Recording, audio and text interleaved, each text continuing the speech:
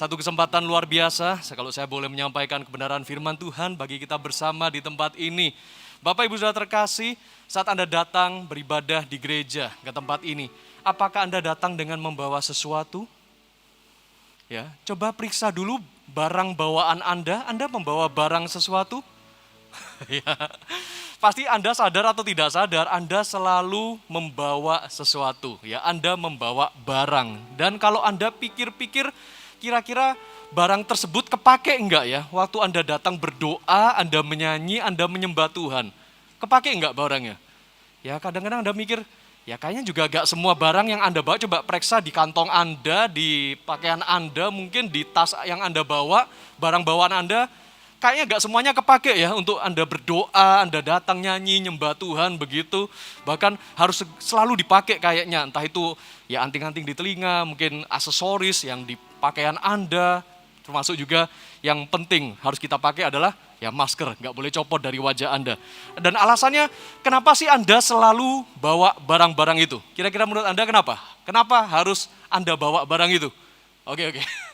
Benar sekali, karena barang itu sekalipun sekarang belum tentu kepake yang Anda kantongi, Anda bawa itu. Karena barang itu penting, benar ya? Dan hari ini kita akan berbicara Metermus. Hal yang paling penting di antara segala yang Anda anggap penting hari-hari ini.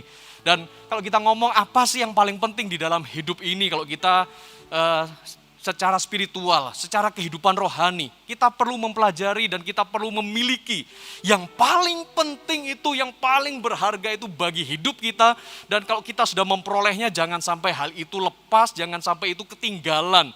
Dan inilah yang selalu digumulkan setiap umat manusia. Entah itu mereka punya jabatan tertentu, memiliki harta benda dan sebagainya. Dan salah satunya diwakili oleh seorang pemuda yang dikisahkan di dalam Markus pasal yang ke-10 ayat 17 dan selanjutnya. Anda bisa mulai mempersiapkan di dalam Alkitab Anda. Orang ini mulai memikirkan apa yang paling penting dalam hidupnya, yaitu hidup kekal. Setuju dengan saya? Pasti Anda akan menganggap bahwa ya benar, hidup yang kekal itu sangat penting, yang paling penting, Metermus di dalam kehidupan saya. Dan ketika seorang muda yang diceritakan di dalam Markus pasal 10 ini kemudian mendatangi Tuhan Yesus, waktu itu Yesus sedang berjalan dan kemudian datanglah sang pemuda yang katanya kalau Anda lihat di dalam judul perikopnya, orang kaya sukar masuk kerajaan Allah. Oke. Disclaimer dulu ya supaya gak salah paham. Kalau kita ngomong orang kaya susah masuk kerajaan sorga sesuai judul di Markus pasal 10 ayat 17 ini, mungkin ada beberapa yang sudah merasa ini nyindir atau memotivasi gitu ya. Disclaimer dulu bahwa supaya gak salah paham, kaya itu adalah hal yang relatif. Oke? Jadi juga kita gak bisa menganggap kita atau orang lain adalah seorang yang kaya. Karena ukurannya sekali lagi relatif ya. Konteks kayanya ini adalah terikat dengan segala sesuatu yang bukan Tuhan. Itulah kekayaan yang dianggap di sini. Dan mementingkan kekayaan itu lebih dari Tuhan karena ingin mengejar sesuatu yang membuat dia merasa lebih penting, lebih berarti. Ya itulah kekayaan salah satunya. Nah, ketika seorang muda yang kaya ini datang kepada Tuhan Yesus dan dia bertanya demikian, "Guru yang baik, apa yang harus kuperbuat untuk memperoleh hidup yang kekal?" Bayangkan kalau sang pemuda ini datang bukan hanya kepada Tuhan Yesus, tetapi datangnya kepada Anda. Anda adalah seorang beriman, saya dan Anda, kita sudah percaya kepada Yesus Kristus, dan kita memperoleh hidup kekal dari mana? Kita memperoleh hidup kekal bukan karena perbuatan kita, ya kan? Yang pertama, kita memperoleh hidup kekal bukan karena perbuatan baik maupun kekayaan yang kita punya. Nah, ketika seorang muda yang kaya ini datang kepada Tuhan Yesus dan dia bertanya, "Guru yang baik, apa yang harus ku perbuat untuk memperoleh hidup yang kekal?" Kalau orang ini datang kepada Anda dan saya nanya kayak begini, wait, tunggu dulu. Maksudmu perbuatan nih? Apa yang harus kamu lakukan, perbuatan apa untuk membuat kamu bisa menikmati hidup kekal atau terima keselamatan? Anda mungkin bisa langsung menjawab, di dalam iman kekristenan kami, bukan perbuatan yang menyelamatkan. Setuju dan percaya, katakan amin. Oke? Bukan perbuatan, tetapi orang muda ini datang kepada Yesus, perbuatan apa Tuhan? Dan apakah Tuhan Yesus langsung mengkoreksi mungkin seperti saya dan Anda? Wait, tunggu dulu, pertanyaanmu yang salah, bukan masalah perbuatan. Tetapi Tuhan Yesus tidak mengkoreksi sang pemuda ini. Justru Yesus menjawab kepadanya dan mengatakan demikian, ayat 18. Mengapa kau katakan aku baik? Tak seorang pun yang baik selain daripada Allah saja. Dan ayat 19, engkau tentu mengetahui segala perintah Allah. Tuhan Yesus mengarahkan sang pemuda ini, dan by the way, sang pemuda kaya ini di catatan yang lain, di dalam Injil Lukas, pasal 18 ayat 18, dia gak cuman kaya saja. Dia punya kekayaan, harta benda, tetapi dia juga punya jabatan sebagai seorang pemimpin. Wow, kurang apa lagi, kok kayaknya ini adalah kehidupan yang diidam-idamkan banyak orang ya. Muda, foya-foya, oke? Tua, kaya raya, mati, kepingin masuk surga. Ya, nah, lalu apa yang menjadi jawaban Tuhan Yesus? Tuhan Yesus mengatakan demikian, engkau tentu mengetahui segala perintah Allah. Jangan membunuh, jangan berzina, jangan mencuri, jangan mengucapkan saksi dusta, jangan mengurangi hak orang, hormatilah ayahmu dan ibumu. Lalu kata orang itu kepadanya, Guru, semuanya itu telah kuturuti sejak masa mudaku. Wah, kalau Anda sebagai orang tua yang punya anak sudah beranjak dewasa, mungkin katakanlah seorang gadis itu, wah ini adalah kriteria yang tepat untuk dijadikan mantu ini. Ya, muda, ya, kaya raya, punya jabatan pemimpin lagi, gitu kan. Moralitasnya juga baik, dia tidak melanggar segala perintah Allah sejak muda udah dituruti. By the way, kalau Anda melihat ayat 19 ini familiar nggak dengan ke-10 firman di dalam perjanjian lama? Ada berapa firman yang diucapkan pada waktu itu? 10 ya. Tetapi Tuhan Yesus memberikan kepada pemuda ini pertanyaan 6 diantaranya. Ya, kurang lebih mewakili 10 itu. Supaya gak tersinggung. Dan pemuda ini menjawab, oh ya semuanya sudah kulakukan ya Tuhan. Beneran, total, lengkap. Sengaja didiskon ini sama Tuhan Yesus. Padahal ada statement yang kayaknya kalau itu langsung ditujukan pertanyaannya kepada pemuda ini, dia langsung sadar bahwa sebetulnya dia belum melakukan perintah Allah yang pertama. Oke? Perhatikan di sini ayat yang ke-21 ya. Tetapi Yesus memandang dia dan menaruh kasih kepadanya lalu berkata kepadanya, satu lagi kekuranganmu. Tuhan Yesus sekarang tidak ngomong masalah perintah pertama, kedua, tiga, empatnya. Ya, karena dari perintah 5 sampai ke 10 sudah dijelaskan sama Tuhan Yesus dan semuanya dikatakan sang pemuda itu, sudah Tuhan, semenjak masa muda sudah saya turutin. Dan ayat 21, tetapi Yesus memandang dia, menaruh belas kasih katanya, hanya satu lagi kekuranganmu, pergilah jualah apa yang kau miliki dan berikanlah itu kepada orang-orang miskin, maka engkau akan beroleh harta di sorga. Kemudian datanglah kemari dan ikutlah aku. Responnya bagaimana? Mendengar perkataan itu, ia menjadi kecewa, lalu pergi dengan sedih, sebab banyak hartanya. Saudara-saudara, pemuda ini bertanya kepada Tuhan Yesus tentang perbuatan apa untuk membuat dia bisa menerima hidup yang kekal. Dan bagaimana untuk memperoleh hidup yang kekal? Ternyata jawaban yang pertama dari Tuhan Yesus sangatlah mengejutkan bagi pemuda itu, tetapi sangat familiar bagi kita. Kita menerima hidup kekal bukan karena perbuatan, tetapi oleh karena anugerah Allah. Bukan karena perbuatan dan bukan karena kekayaan untuk membuat kita menerima kehidupan yang kekal. Dan orang kaya ini, sang pemuda ini, sudah ketemu dengan Tuhan Yesus, jaraknya begitu dekat. Tetapi kenapa dia tidak mengalami Tuhan? Dan seberapa banyak mungkin dari antara saya dan Anda, hari-hari ini kita rasanya kepingin semakin mendekat kepada Tuhan. Betul ya? Anda semakin ingin dekat, memiliki persekutuan yang sangat erat, hubungan intim dengan Roh Kudus. Anda memperbanyak jam-jam doa, memperbanyak waktu saat teduh, membaca dan merenungkan firman Tuhan. Anda sudah kepingin begitu dekat dengan Tuhan Yesus, sudah jarak dekat. Bahkan bela-belain datang ke gereja, begitu kita umumkan, dibuka ibadah onsite, Anda datang, Anda mendaftar. Anda datang di tempat ini sudah begitu dekat. Berikutnya, apakah Anda seperti sang pemuda ini? Sudah begitu dekat dengan Tuhan Yesus. Tetapi pemuda ini tidak mengalami Tuhan Yesus. Justru setelah mendengarkan firman dari Tuhan Yesus, dia ditegur. Sebetulnya dia belum memenuhi perintah yang pertama. Oke, jangan ada Allah lain di hadapanmu. Tetapi sang pemuda ini menjadikan harta dan kekayaannya itu melebihi Allah. Itulah yang membuat dia terikat dengan kekayaannya. Sehingga ketika Tuhan Yesus ini menguji, kalau gitu jual segala milikmu. Wah, dia gak sanggup. Dia ingin tetap mempertahankannya. Dan ini juga menjadi sebuah pelajaran bagi setiap kita. Kita nih seringkali terlalu perhitungan dengan hal-hal yang kita miliki. Belajar dari sang pemuda kaya ini, dia terlalu perhitungan dengan harta kekayaan yang dia miliki. Betul nggak? Anda seringkali perhitungan dengan sesuatu yang Anda punya. Kalau Anda nggak punya itu, ya apanya yang mau dihitung, ya kan? Ilustrasinya begini, di suatu kerajaan antah berantah, pada suatu ketika ada seorang raja yang amat sangat kaya. Tetapi dia tidak bisa menikmati rasanya bahagia, punya kesenangan. Dia rasanya terlalu murung, stres, depresi. Dan dia iri dengan salah satu tukang sapu di halaman istananya yang seringkali bernyanyi, kelihatannya bahagia, tertawa, bisa tiduran begitu lagi jamnya istirahat, geletaan di suatu tempat gitu ya. Dan rasanya kok bahagia banget, selalu tersenyum, ceria. Raja ini merasa iri hati rasanya. Kok bisa ya?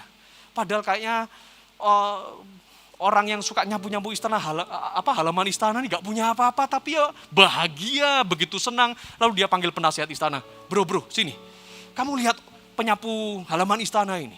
Kok kelihatannya dia begitu bahagia, apa sih yang membuat dia sampai begitu? Oke, tenang raja, saya akan kasih dia sesuatu yang bisa membuat dia kehilangan kebahagiaannya. Wih, kok kayaknya penasehat istana ini ekstrim banget. Emangnya bisa? Tuanku raja, berikanlah kepada saya 99 keping koin emas. Oke? Dan saya akan kasih dia lihat hasilnya beberapa hari. Dan benar, singkat cerita, sang penasihat raja ini membawa di depan pintu rumahnya sang tukang sapu halaman istana ini 99 keping koin emas. Ya. Dan begitu bangun pagi-pagi, tukang sapu ini buka pintu dan dia ketemu koin emas, begitu banyak. Tambah bahagia atau tambah sedih atau tambah stres kalau Anda jadi tukang sapu itu? Ya senangnya luar biasa ya, gak bakal, waduh ada uang. Lalu Anda sedih, kok uang lagi sih? Tuh kan? Buang aja gitu, gak mungkin, pasti disimpan. Ya kan? Dia simpen itu uang, lalu dia hitung. Dia hitung, loh kok 99? Diulangi lagi. Hitung lagi dengan teliti, loh kok 99? Panggil istrinya, hitung lagi, kok 99? Pikirnya dia, pasti ada satu koin yang gelinding nih, hilang kemana.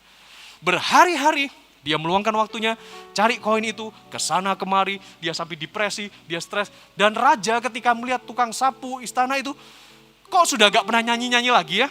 Kok sudah gak sebahagia kemarin-kemarinnya? Ada apa dengan dia? Saudara-saudara, jawabannya adalah seringkali kita ini terlalu perhitungan dengan apa yang kita miliki. Yang kita punya membuat kita perhitungan sehingga apa yang tidak kita punya kita cari-cari padahal yang memang gak pernah ada di situ. Ya, karena itu bukan perbuatan baik kita, bukan karena perbuatan kita, dan bukan karena kekayaan yang saya dan Anda miliki yang bisa membuat kita mengalami Tuhan secara pribadi. Kita lanjutkan, kalau begitu bagaimana cara kita bisa memperoleh hidup yang kekal ini? Ya. Yang kedua adalah oleh karena kasih karunia Tuhan saja. Ayat ke-23 kita lanjutkan. Lalu Yesus memandang murid-murid di sekelilingnya dan berkata kepada mereka, alangkah sukarnya orang yang beruang masuk ke dalam kerajaan Allah. Ya. Murid-muridnya tercengang mendengarkan perkataannya itu, tetapi Yesus menyambung lagi, anak-anakku, alangkah sukarnya masuk ke dalam kerajaan Allah. Lebih mudah seekor unta melewati lubang jarum daripada seorang kaya masuk ke dalam kerajaan Allah.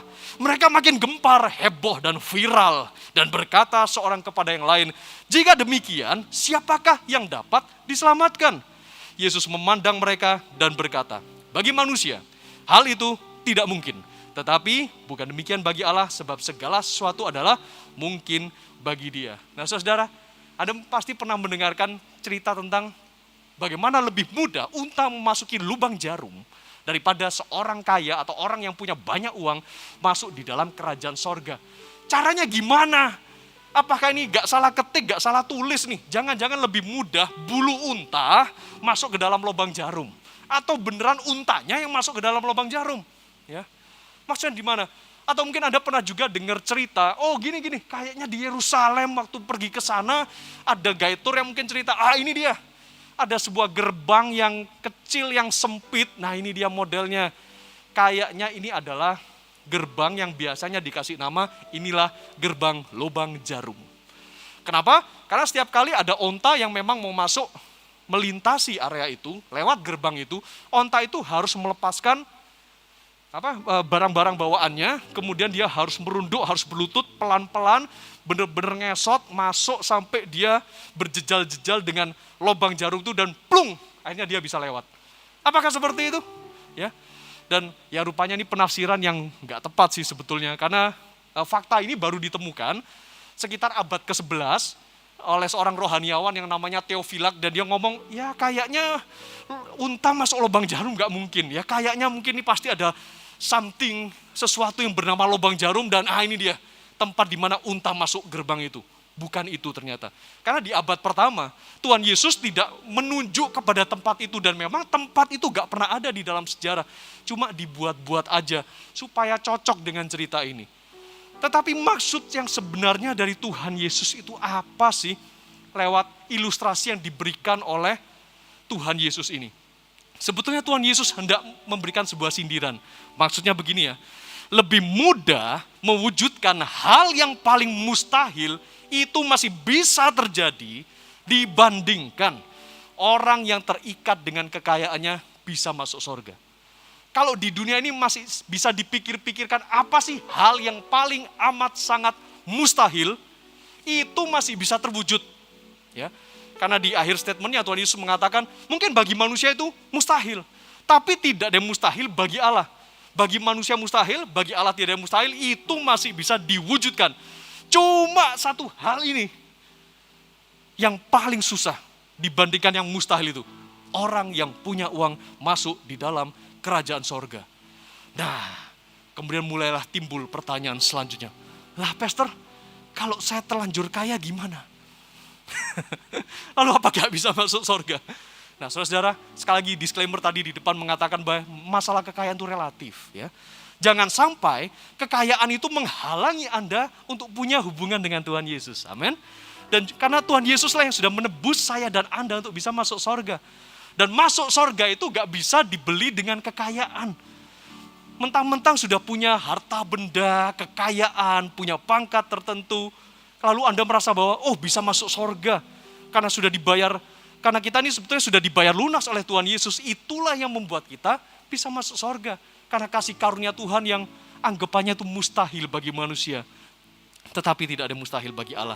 Karena itu, bagi Anda dan saya, yang hari-hari ini Anda merasa memiliki sesuatu, memiliki harta benda, kekayaan dan sebagainya, bersyukurlah atas segala berkat yang Tuhan berikan bagi Anda. Amin. Kelola berkat itu dengan baik. Dan yang penting Anda tidak terikat dengan kekayaan itu. Jangan gara-gara terikat dengan kekayaan itu Anda jadi perhitungan dengan Tuhan. Ingat cerita 99 koin emas tadi. Jangan sampai gara-gara aku belum mencapai saldo segini, depositoku belum sampai genep segini. Lalu Anda bingung, pusing, kecarian, Anda menjadi berduka, Anda menjadi sedih. Kalau kita belajar dari orang kaya yang masih muda ini datang kepada Tuhan Yesus, sebetulnya dia ingin mengatakan begini juga dari dalam hatinya. Aku ini punya kekayaan karena aku sudah melakukan tindakan moral yang baik dan tidak bertentangan sama sekali dengan perintah Allah. Kadang-kadang banyak orang mengejar kekayaan dengan cara seperti itu juga, ya kan? Aku sudah berbuat baik. Aku tidak membunuh, tidak mencuri, tidak berzina, tidak mengingini milik orang lain. Aku hormat kepada ayahku dan ibuku. Aku melakukan perintah Allah. Makanya menjadikan dia punya kekayaan, punya pangkat, dan dia merasa layak masuk surga. Tetapi Tuhan Yesus bertanya sampai kedalaman hati anak muda ini. Kalau begitu jualah apa yang menjadi milikmu. Dengan kata lain Tuhan Yesus mengingatkan perintah yang pertama. Jangan ada Allah lain di hadapanku. Sembahlah Tuhan saja. Oh sayangnya pemuda ini akhirnya memalingkan dirinya dari Tuhan Yesus dan pergi dengan kesedihan. Saudara-saudara, bukan karena perbuatan baik dan kekayaan yang berlimpah yang menuntun kita semua pada hidup yang kekal. Namun hidup kekal itu sekali lagi hanya diperoleh Karena anugerah Allah, kasih karunia Tuhan yang melampaui segala kemustahilan. Bersyukur untuk hal itu, amin. Ya. Dan karena itu kita harus menyadari apa sih yang paling penting, atau lebih tepatnya siapa yang paling penting di dalam hidup ini. Oke? Hidup kekalnya yang paling penting, atau Tuhan Yesus yang menganugerahkan hidup kekal bagi Anda. Nah ini dia, satu pertanyaan yang harusnya kita bisa jawab secara pribadi lepas pribadi. Dan saya mengajak, saya mendorong Anda semua. Mari kita mengalami Tuhan lebih lagi. Dan syaratnya untuk mengalami Tuhan ternyata bukan karena seberapa baik perbuatan kita, seberapa banyak harta yang kita miliki. Bukan itu. Untuk mengalami Tuhan lebih lagi juga tidak diukur dengan apa yang Anda miliki. Anda mau punya pangkat, Anda mau punya harta benda, bukan itu indikatornya bahwa Anda sudah mengalami Tuhan. Anda mau mengumpulkan segudang prestasi, segudang harta benda, kekayaan dan sebagainya, itu bukan suatu ukuran bahwa Anda semakin diberkati. Saldo Anda semakin bertambah. Wah, perhiasan yang Anda miliki, aksesoris yang Anda punya, dan semua fasilitas kehidupan yang Anda bisa nikmati. Itu adalah tandanya bahwa Anda semakin hari semakin mengalami Tuhan. Bukan itu. Bukan itu. Tidak bisa diukur dengan hal-hal materi, dengan hal-hal duniawi. Tetapi yang paling tahu adalah hanya hati Anda sendiri. Seberapa dekat Anda punya hubungan dengan Tuhan. Belum tentu itu kemudian tiba-tiba muncul berkatnya dalam bentuk fasilitas, material, kekayaan, kenaikan pangkat. Belum tentu. Tetapi semakin Anda mengalami Tuhan, lebih dan lebih lagi semakin mengasihi Tuhan Yesus, Anda semakin akan menyadari bahwa hal-hal di dunia fana ini ternyata semakin tidak perlu. Semakin tidak perlu dikejar. Karena Anda sudah punya hidup kekal yang semakin perlu dilakukan ketika Anda sadar Anda telah mengalami Tuhan. Anda juga kepingin ngajak orang lain untuk mengalami Tuhan. Ya kan? Harusnya seperti itu. Ajaklah orang lain untuk mengalami Tuhan. Lewat connect group Anda, di dalam keluarga Anda, di dalam lingkaran keluarga Anda, apakah semua anggota keluarga Anda, orang tua Anda, paman bibi Anda, sepupu Anda, siapapun mereka, teman, sahabat, kerabat Anda, apakah mereka juga sudah mengalami Tuhan? Ketika Anda semakin mengalami Tuhan, Anda semakin ingin berbagi kepada mereka. Come on, kamu harus bisa merasakan Tuhan seperti yang saya alami. Bukan lagi kita terfokus hanya kepada pengejaran harta. Bukan lagi kepada mengejar kepada sebuah pangkat, jabatan dan sebagainya. Dan kita sudah begitu dekatnya.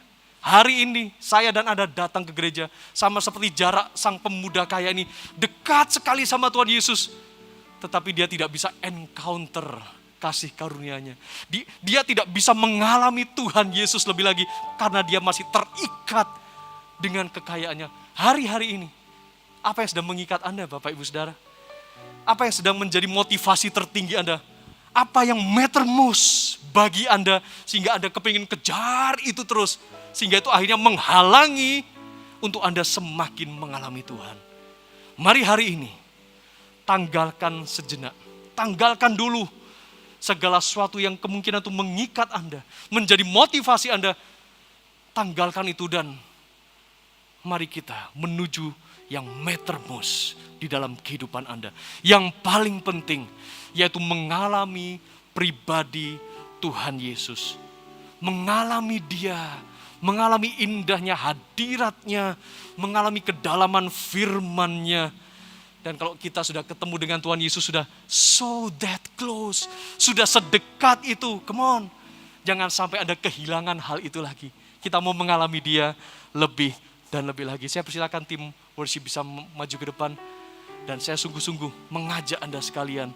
Kita semakin menyadari, harusnya begini. Kita hidup sebagai orang yang beriman. Kita sudah menerima anugerah keselamatan. Kita sudah mengalami kemustahilannya. Bagaimana bisa sih kita kok bisa menerima hidup yang kekal, masuk sorga? Karena segala perkara yang mustahil itu telah dikerjakan oleh Tuhan Yesus di atas kayu salib 2000 tahun yang lalu. Sehingga membawa kita semua menuju hidup yang kekal. Berikan tepuk tangan bagi Tuhan Yesus Kristus.